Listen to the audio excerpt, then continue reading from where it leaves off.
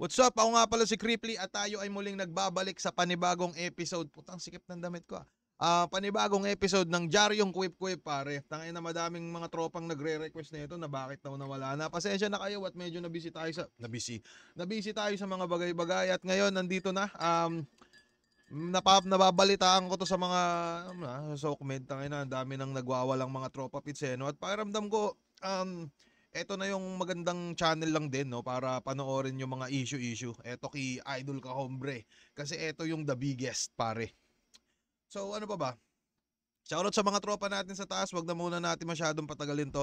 Sa totoo lang, magre-reaction video sana ako ng battle. At gusto ko sanang gawa ng reaction video yung ginawa ni Sir Loon sa ni TPC. Kasi hindi ko pa rin naman napapanood yun, yung sa battle namin ni Utol Ban. Kaso ang problema, puta, pagtingin ko ang haba, pare. Tangina, sobrang haba, 2 hours. So iniisip ko kung magsasama ba ako ng tao or ako na lang mag-isa. Kasi feeling ko pag sumama pa ako ng isa pang tao, mas hahaba. Kaya baka abutin tayong 3 oras ng hayop na yun. Or i-forward ko na lang ba. Pero kung sakaling trip nyong maghanap ako ng kasama, i-comment nyo yung pinakamaangas na kasama siguro. Tangina ako bahala, ipagtatanggol ko si Ban dun sa reaction video na yun, pare. Anyways, right na tayo dito, pare. Flood control. Putangin na, alam nyo naman siguro tong hayop na to, no? Tangin na, kinukurako tayo ng mga kumag. Okay lang ba magsalita ng mga ganun dito? Pakiramdam ko naman kasi, tangina, pakiramdam ko, meron din naman akong karapatan. Panis. Wag na natin patagalin. Shoutout sa mga tropa natin sa taas. Kamusta kayo lahat? Rooftop Cafe. Alpha Guard, putang ina, i-chat nyo naman yung Alpha Guard, pare. Bumili naman kayo ng aso, wag yung puro kayo, putang ina nyo. Sayang yung mga aso dun, tangina baka maging ibang lahi yun. So game na tayo dito, pare. Flood control. Kay Idol Ka Hombre. So what's up sa mga kahombre ko dyan? Makagagawa sa na naman niya pala to. At syempre mga kahombre ko, alam nyo na, today is the day kung saan finally atin ang matutunghayan ang one of the biggest ever issue sa balat ng social media siya ay si Michael B. at sa balat ng history ng Pilipinas, mga kahombre ko ha. Ito po ay medyo konting kadelikaduhan kasi seryoso po ito, no? Pero still, gagawin natin para sa inyong lahat. Hinahanap mo ba ako sa Facebook? Follow mo na ako. Ito ang page ko. Sa mga hindi delikado pala ito. Pagpatuloy ko ba to? Bye-bye. Meron na tayong 3 videos na ginawa ukol sa nangyayaring kontrobersiyang DPWH. Lahat ng mga videos na ginawa natin ay super successful. Sa last video ay tinalakay natin ang pag-usbong ng mga Nepo babies, especially kay Claudine Co. Anong Nepo babies? Naririnig-rinig ko siya pero tangina. Ayoko kasi masyadong paglaanan ng atensyon yung mga yung mga problema ng bayan, yung mga, ewan ko kumbaga mas trip ko na lang, manggago na lang para at least masaya. Pero ano ba yung Nepo ba? Nepo babies? Ano ba yun? At kay Jella Marasigan. Umiinit muli ang pangalan ni Madam Sara Diskaya nang dumalo ito sa Senate hearing noong September 1, 2025. Pero bago natin ito talakayin, saan nga ba ito nagsimula? Sa mga nangyayaring baha sa Pilipinas na hindi pa rin ngayon nasusolusyonan, ang Pangulo'y naglabas ng 15 kontratista na di umano'y nagbulsa ng kalakihang halaga galing sa kaban ng bayan. Sa 15 na kontraktor na yan, 5 sa kanila ay may kontrata sa buong Pilipinas. Alam na natin yan, di ba? Napanood natin. Kabilang rito ang Alpha and Hindi ko napanood yun. Buti na lang dito. Ano to? Omega Gen Contractor and Development Corp at St. Timothy Construction Corp. Dalawa sa mga kumpanyang pag-aari ni Sara Diskaya. Doon pa lang alam nyo na actually may anomalya. Tama? Kasi kung bidding at bidding ang usapan, dahil sila rin lang ang naglalaban, no, sa bidding. Kung kanino man ma-award, no, yung project, bidding-biddingan ang kaganapan. Tama? 9 ang kumpanya mo na nakikipag-bidding para sa award ng DPWH project. So, alam niyo na. Ang mga kumpanyang nabanggit ay halos merong flood control project sa Pilipinas. Lahat po yan meron, mga kahombre ko, no? Halos lahat po ng big time na project sa buong Pilipinas na flood control nasa kanila. Isa rin dito ang pagpapatawag ng Pangulo sa kanya upang makahingi ng kasagutan sa di umano'y nangyayaring ghost project sa Bulacan. Sinong kumpanya ito? St. Timothy. St. Timothy to. St. Timothy ang kontratista dito. Kaya titingnan natin, kailangan pasagutin natin kung bakit ganitong ginawa nila. Ay, saka din eh.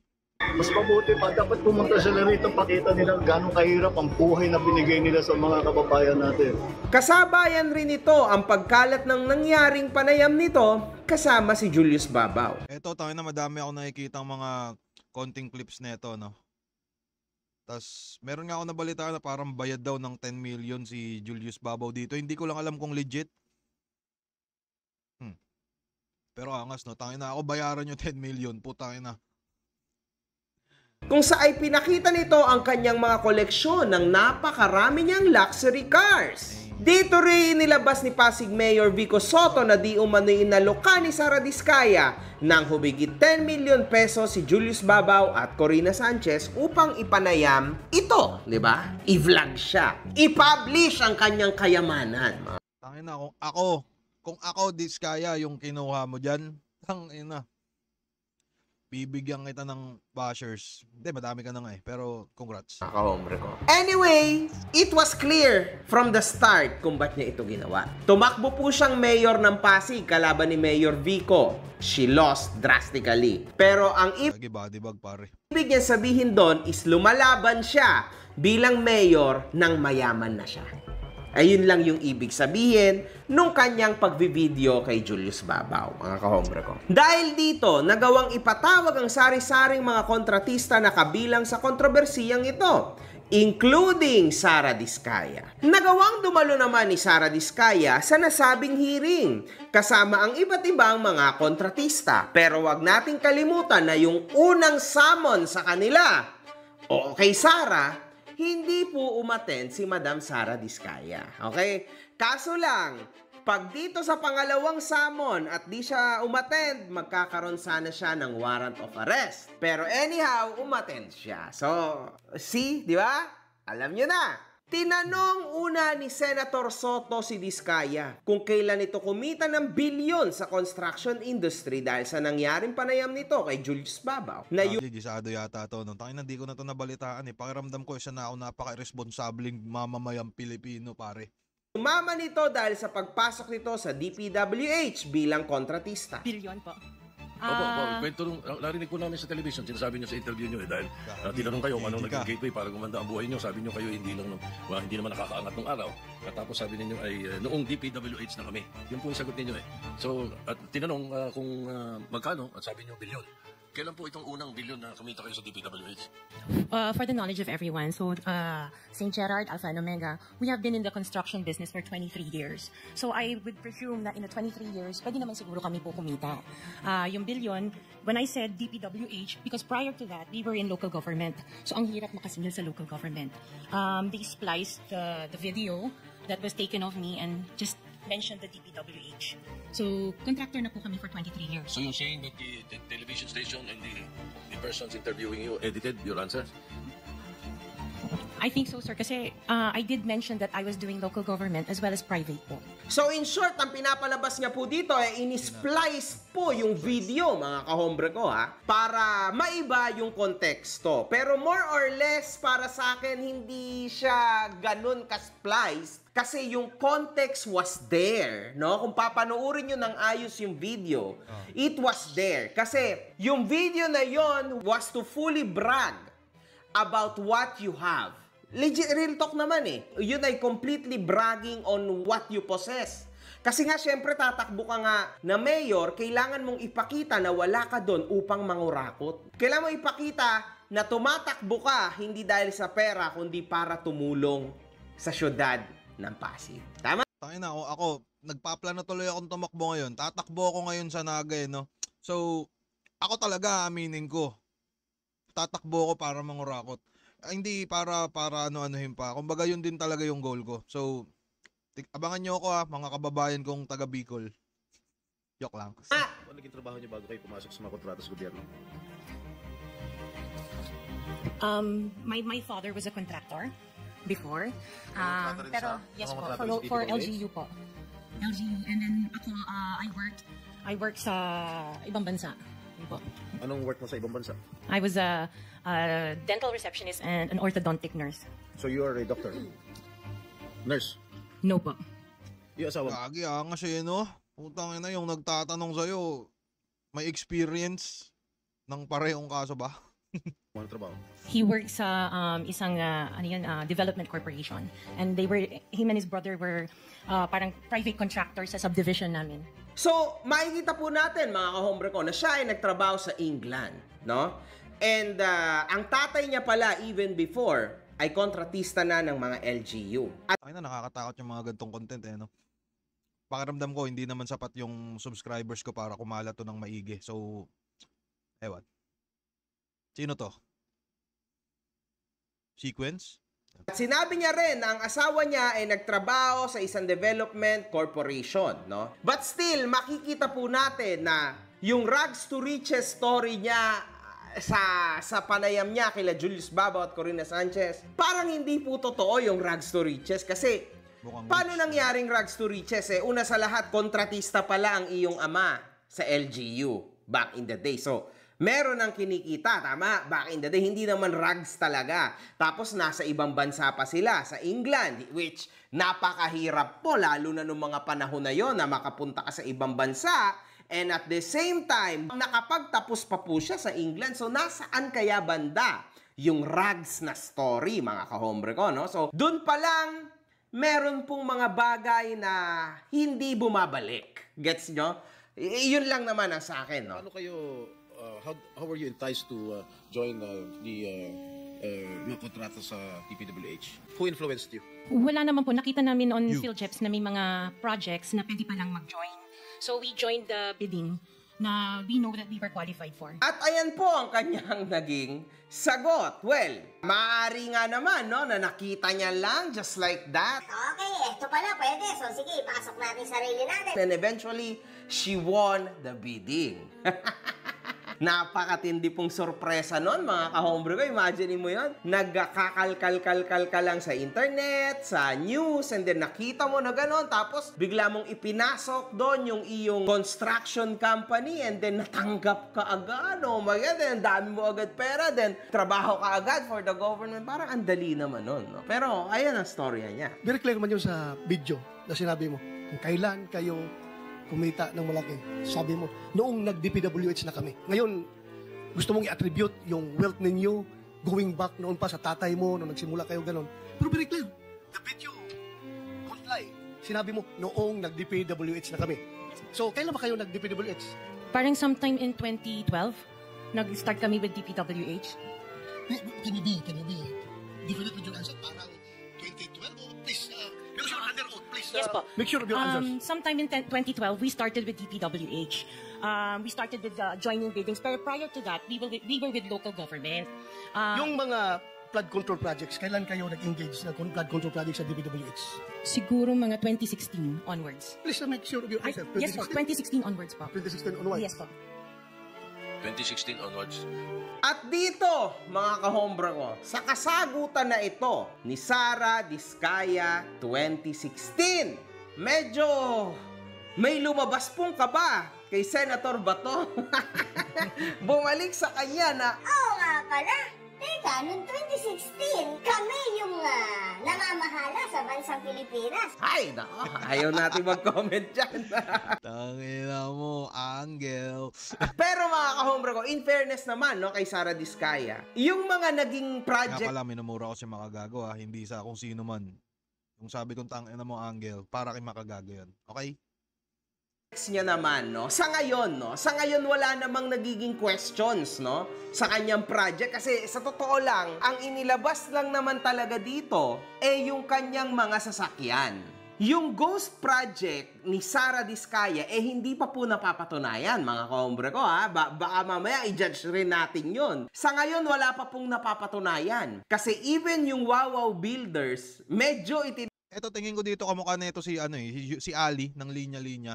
Kung trip nyong bumili ng mga solid na merch, pwede nyo PMC linya-linya. Basta kamukha to ni Ali. Tangina, di ko pa pala nasabi sa kanyang kamukha niya to.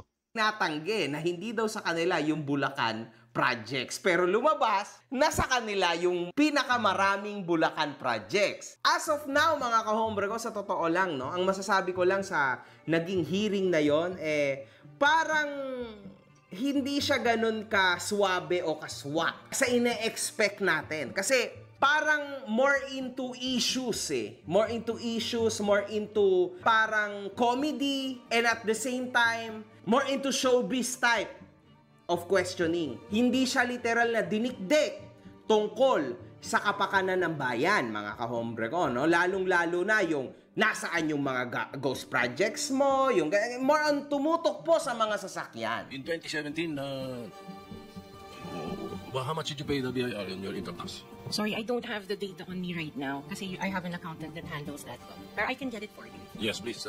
We request that we find out how much your income taxes were paid from that time, 2016 to the present. Hindi ito sinagot. So, syempre, wala naman siyang numbers on hand. In 2015, St. Gerard, which you own also, Mrs. Diskaya, was suspended by the DPWH. In 2020, they were blacklisted by the DPWH. However, St. Gerard's pickup license was renewed and is valid from July 1, 2023 to January 28, 2026. For St. Timothy, which you also own, it was found out by the President that the 2023 Bulacan River project amounting to 96.4 million was deemed completed. Even in more than 200 meters of revetment were not built. St. Timothy's pickup license was also renewed 2025 to 2027. So, Engineer Takay, what is the basis for the renewal despite the issues in the previous projects? Meron pala pong naging hawak, ang Senate Committee na, my God, mga kaombre ko, ganun palang kalaki, no? Before, akala ko wala, pero meron palang pinanghahawakan, no? Meron palang pinanghahawakan na ganun kalaking halaga na parang medyo nawawala kasi hindi natapos ang project. Samantalang yun ang inask nila na halaga. Tama? So, ibig sabihin dapat, tapos mo yung iyong trabaho. Ang tanong, bakit hindi mo tinapos ang trabaho? So ma'am, nung mablacklist po isang kumpanya nyo, ganun po ba ang SOP ninyo? Magtayo na lang ng ibang kumpanya para makasali kaya dumami ang kumpanya nyo? Or kaya kayo nag-apply ng mga lisensya dito sa PICAB ay para may maparentahan po kayo na mga lisensya po ninyo? Kasi napakadami po, Ms. Diskaya, yung inyong proyekto kung saan-saan na, abay, dahil nyo pa yung gobyerno. Imposible naman yung equipment nyo rito, may equipment kayo dito, napakadami yung equipment. Tama po yung sinasabi ni Senator Tito Soto, na sa isang lugar, napakadami yung equipment, sa iba't ibang lugar. So, ano ang purpose na napakaraming kumpanya? What is it? Ay, sir po, yung ibang companies po, we've divested from those companies. So I am directly lang with Alpha and Omega. At dito, mga kahombre ko, dito po sa mga questionings ni Senator Erwin Tulfo, dito po siya medyo nadali, no? Initially, sinasabi niya na hindi siya ang may-ari ng ibang mga kumpanya na yon. But I have only one last question, Mr. Chair, for Mrs. Diskaya. Ma'am, sinabi ho ninyo, nag-divest na po kayo. Ano ibig sabihin ng divest? What do you mean by that? We are no longer part of those companies. Okay. Kung hindi na po kayo part of those companies, how come you're still a chief operating officer, pati ang asawa mo sa ilang construction companies na ito? Hindi po ako COO ng mga companies po. Ma'am, you're under oath. Don't forget. Opo, CFO po, pero hindi ako COO po. COO. So, bakit po ikaw CFO pa rin kung nag-divest na po kayo, official pa rin po kayo dyan? Sorry, tumutulong lang po ako dun sa mga ibang companies po. So you haven't you haven't completely divested all your interest in that. Before we continue, let me acknowledge the presence of Senator Rapi Tulfo. So you didn't divest totally. You're still the CFO according to you. Opo, pero hindi po ako nagmamanage po ng mga companies na yun. Wala na po ako. Naintindihan po niyo yung divestment. Kanino niyo po i-dinivest? Kasi po pag nag-divest kayo, there is somebody, doon niyo po isasalin yung pong inyong interest sa isang company. Kanino po nasalin? Nung mag-divest kayo, sino yung taong doon niyo i-dinivest po ang inyong interest sa korporasyon? Katulad sa St. Timothy, kay Maria Roma ko binigay po yung akin. Sino siya? Kamag-anak mo? She's the niece of my husband. Kamag-anak mo pa rin. Kayo pa rin yan. So, in short, mga kahombre ko, kanino po yon?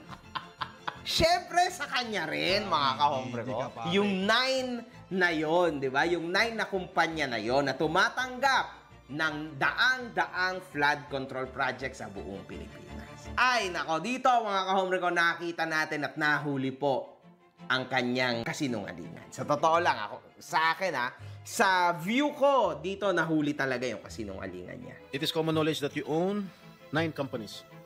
Namely, St. Gerard, St. Timothy, Alpha and Omega, Elite General Contractor and Development Corporation, St. Matthew, Great Pacific Builders, YPR General Contractor, Amethyst Horizon Builders, and Waymaker OPC. Am I correct? Yes po. Hanggang ngayon, up to now, you own these 9 construction companies. Yes po. Sa kanya pa rin daw po yan. This is just for... Tangina, ano kaya nervous niya ng mga oras na yan no? Tangina, mukha kang mukha kang isdang nahuli sa sarili mong bibig, pare. Gagi, pero putangina, ang lala ng no? Lala ng mga nakuha nito, no? Kung sakali man. Wala ito naman. Joke lang. Alpha and Omega po. What about the other companies? What about the other 8 remaining companies that you own? I don't have the statistics for that because I was only called as Alpha and Omega. You admitted earlier when I asked you if you own these 9 companies and you answered in the affirmative. Right now I'm asking you kung ilan yung 71 flood control projects na napanalunan ninyo. Now you're only speaking in behalf of Alpha Phi Omega. Kanina sinabi mo, ikaw may-ari ng Siam. Why can't you answer in behalf of the 8 remaining companies?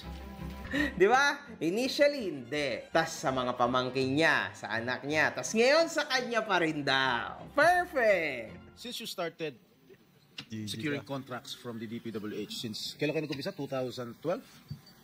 DPWH? Yes. Yes po, 2012. Pag-usapan muna natin yung 2022 and 2025. Ilan na po yung naging projects nyo sa DPWH? I don't have the data. Marami na po. Ilan nga? I don't have the Mahigit figure. 400? Mahigit 500? Within the span of 3 years. I don't have the figures po. Estimate lang po, ballpark. Give me a ballpark figure. Siguro po, mga 400. Siguro. I'm really not sure. Okay. I don't have the figures with me. Imagine ninyo mga kahombre ko, nagkaroon siya ng 400 plus projects. Imagine ninyo isang project magkano mga kahombre ko? Mga 20 million. Imagine ninyo kahombre ko, nagkaroon siya ng 400 plus projects. Imagine ninyo Imaginein ko lang. Na-imagine ko na. isang project magkano mga kahombre ko? Mga 20 million, 30 million. She had 400 plus projects! 20 million, 30 million. Legit ba yung mga kaibigan? Teka nga, subukan natin. 20 million kunyari. Boom! Tapos ita-times natin sa 400. Boom! Putang ina. Ang sagot ay 8E9. Tang ina. Di ko alam kung ano yun, pero mukhang mataas yun. My goodness! Mga kahombre ko, ang tindi nito! Sa loob, sa bawat taon, ilang bidding ang sinasalihan mo? Marami po kaming sinasalihan na bidding. All flood control projects? No po. Ano pa yung mga projects? Buildings, kalsada. Nationwide or only in Metro Manila? Nationwide po. Nationwide, alright. At mukhang siya po talaga ay laman ng bidding, ano? Kasi lagi po siyang nasa bidding at lagi siyang nananalo, mga kahombre ko. So alam nyo na. Migos project?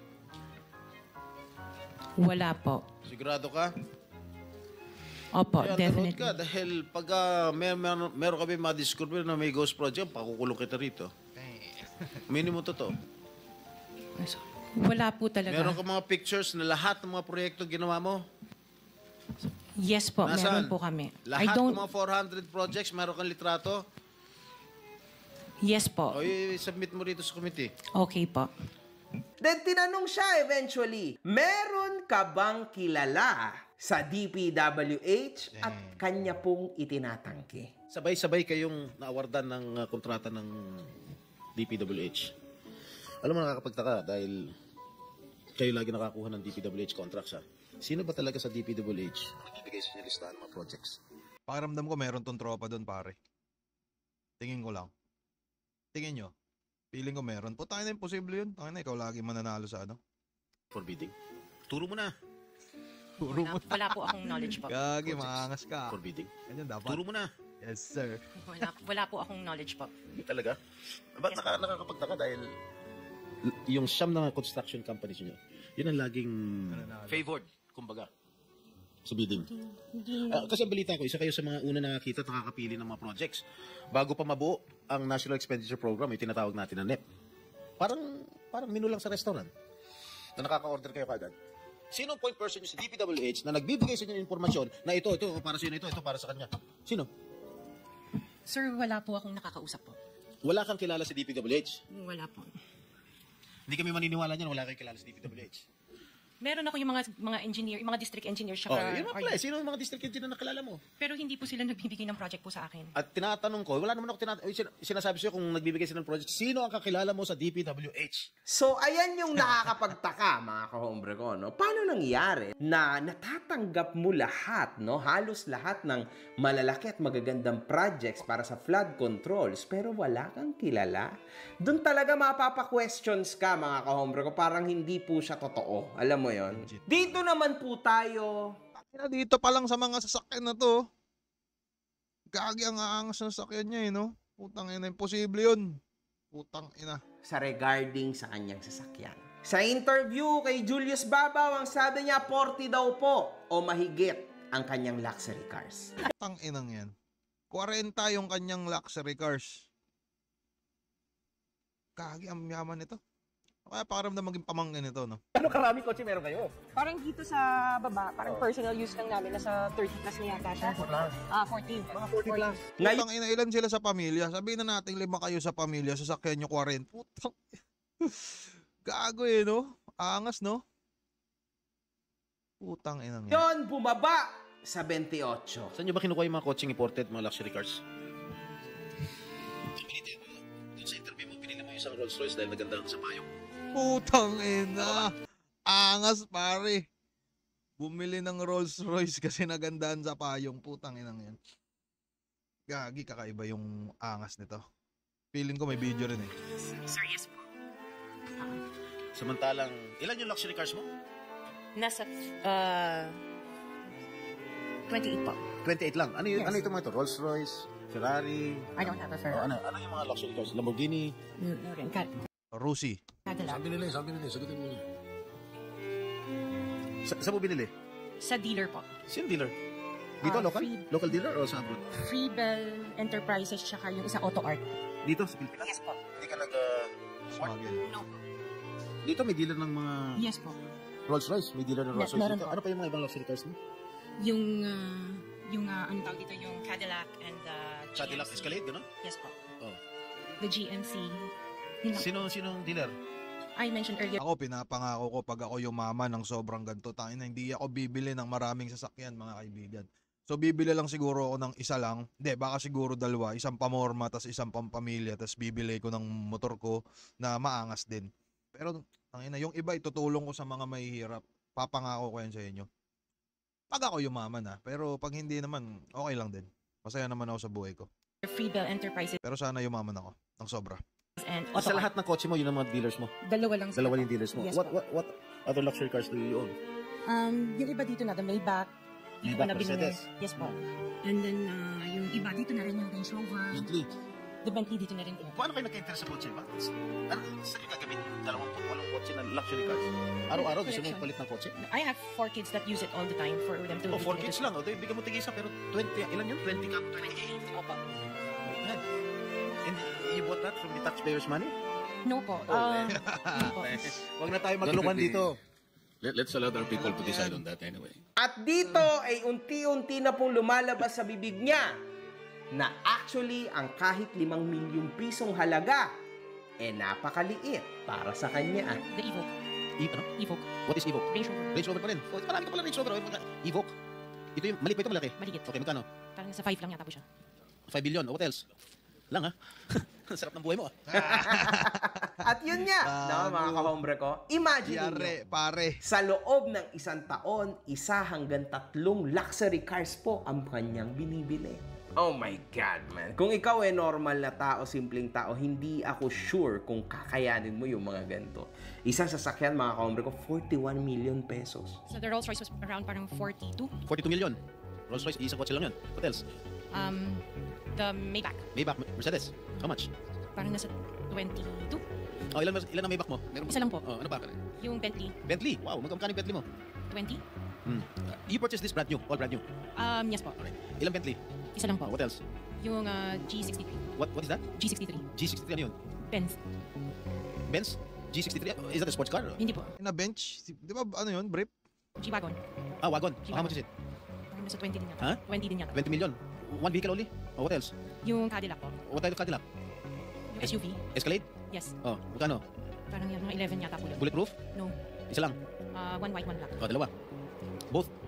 At 11 million each? Yung isa 8, yung black. Long wheelbase? Yes po. What else? Yung GMC. What is this GMC? SUV rin to? Yes po. Oh, how many?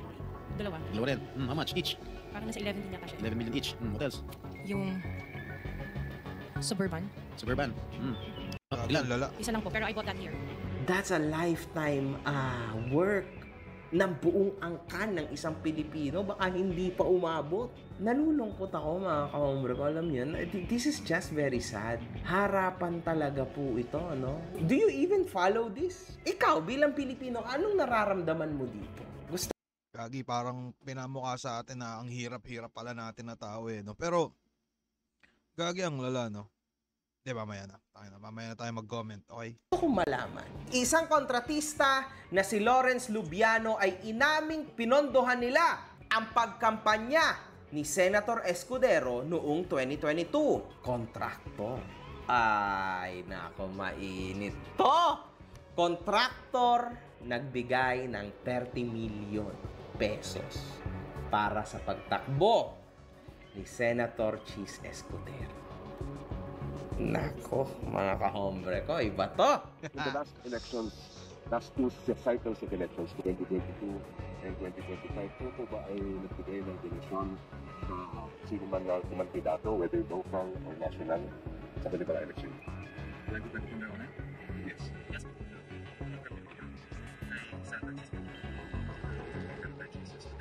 Sinagot ng abogado ni Diskaya ang claim ni Senator Jinggoy at sinabing nagmamay-ari sila ng 80 na sasakyan. At sinabing ang iba rito ay nabenta na. Ngunit Ina-18 sasakyan eh, no? Putang ina, mas madami pa siyang sasakyan kaysa sa viewers ko minsan pag nagla-live ako, no?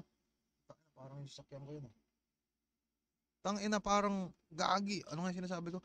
Mas madami pa siyang kotse kaysa sa viewers ko pag nagla-live ako kada gabi. Putang ina, ang lala nito, pare. Ano na? Pati ka nagpe-play.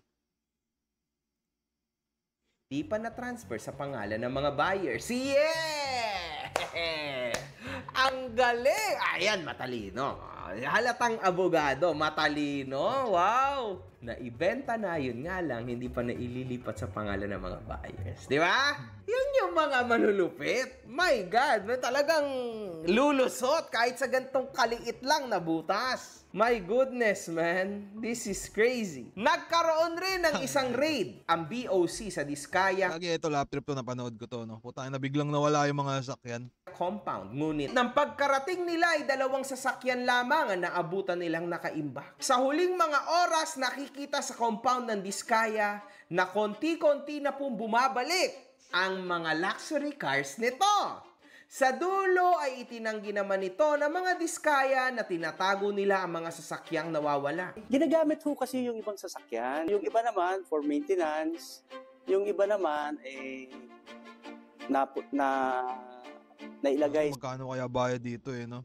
sa isang Plano ko din sana dati mag-abugas siya dati. Kaso yun nga, parang paka-graduate ko dati pandemya.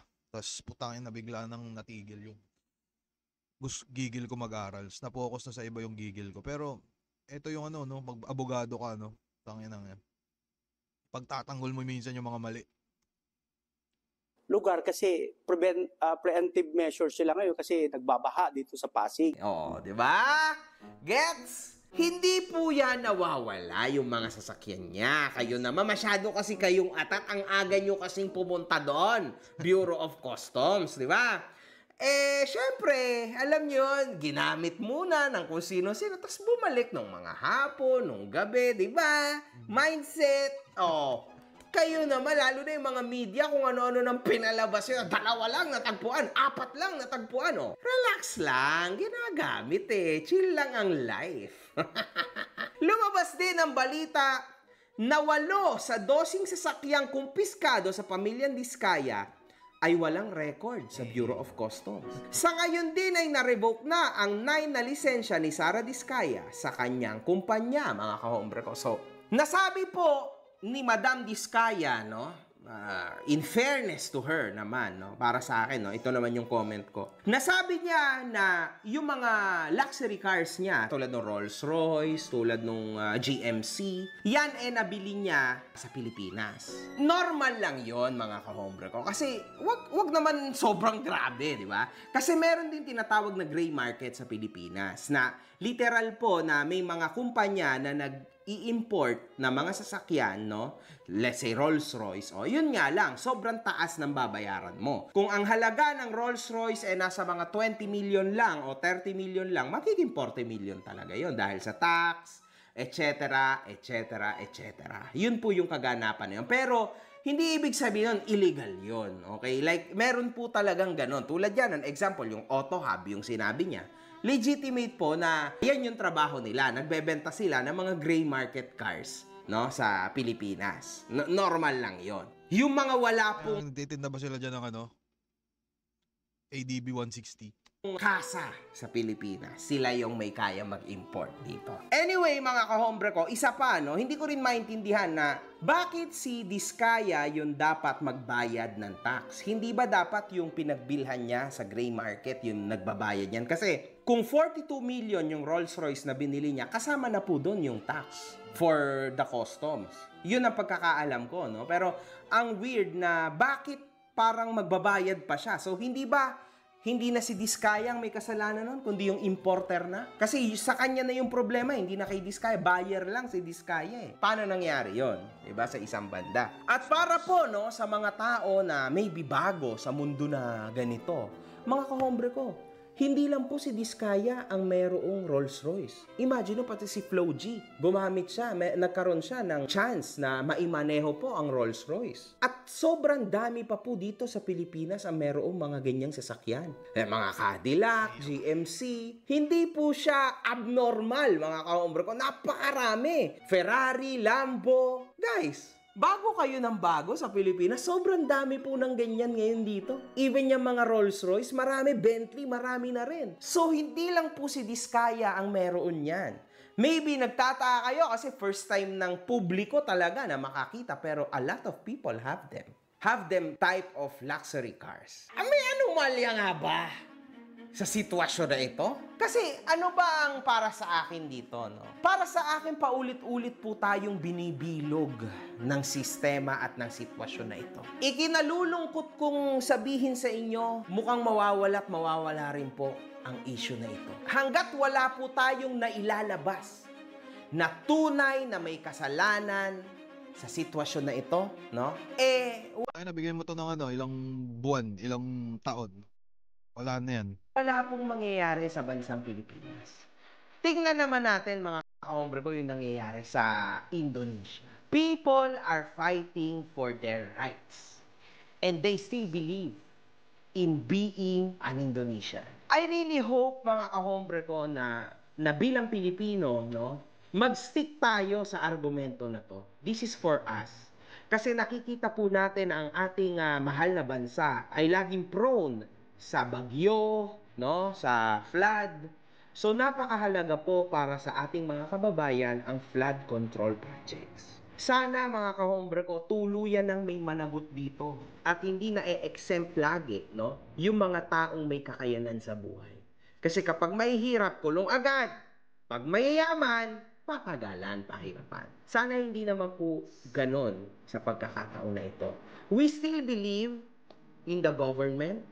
So, sana talaga may mapatunayan ang gobyerno this time around, no? Talagang sana may managot dahil napakarami din pong nagbuwis ng buhay nating mga kababayan, lalo na po sa lepto. Huwag niyong kakalimutan, ang dami pong nawalan ng buhay at naghirap, nawalan ng gamit, nasirang bahay dahil po sa flood. Na kung yung pera po na yan, na bilyon, trilyon na yan, nailagay ng ayos sa project, wala sanang ganun.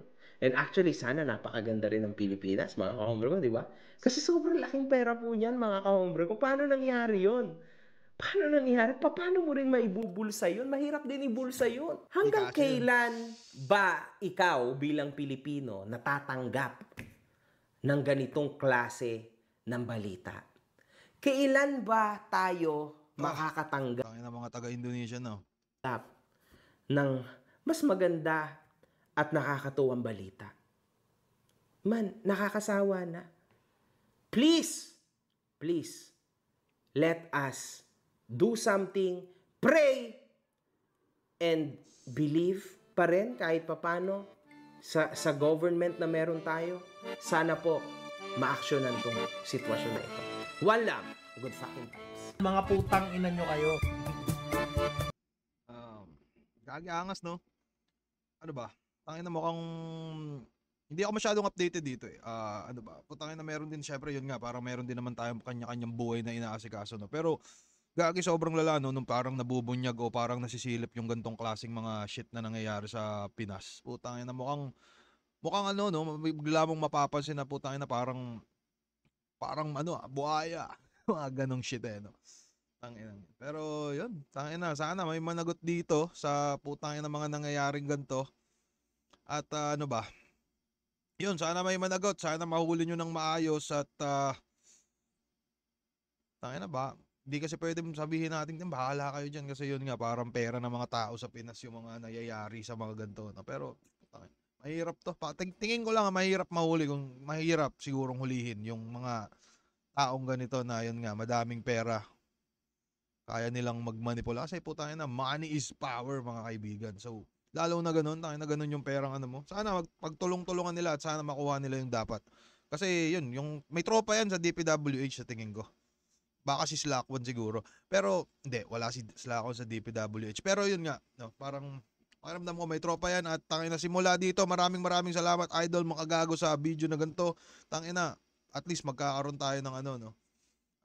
Updated na tayo sa balitang mga nangyayari sa Pinas. Kasi mahilig sa mga ganito. Next time siguro, no, pag may mga bali-balita tayong mga gantong tatalakayin dito, isama ko siguro si M-Site. Kasi si M-Site, isa si M-Site sa ano eh.